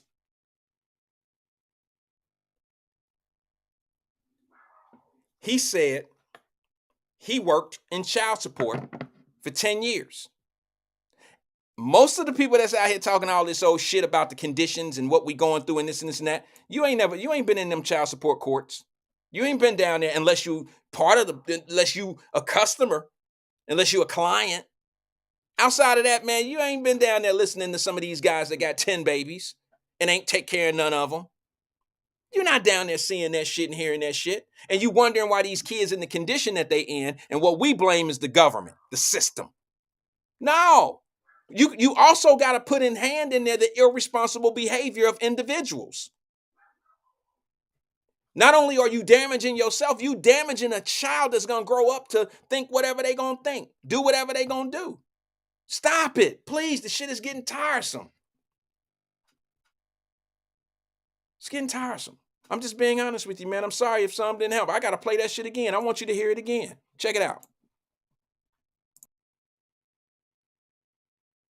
People don't notice the lowest median net worth in America is that of a single black mother with children. Why? Well, because you're playing a team sport as an individual. You're trying to do a two-person job all by yourself. These men that had these kids with you are supposed to be helping you financially, but they're not in many cases. Right there with her is the black male with a bunch of babies mamas. Have you ever dealt? I did 18 years in child support court. I said I'll never do this again. You know, if you are a man and you want to be successful, or really a woman too, it's hard to get there without having some degree of sexual discipline.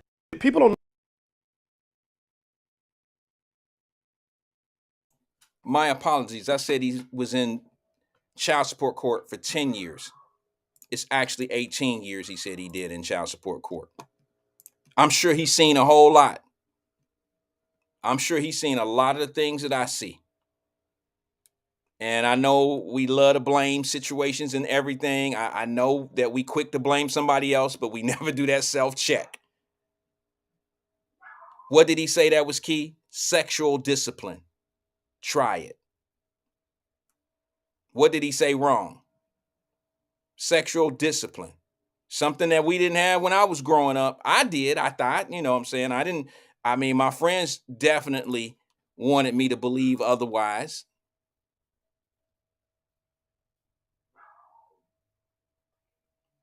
But hey, I'm not perfect. I don't expect people to be perfect, but I do try to draw, I do try to draw us into a lot of truths. So, hey man, that's really my time.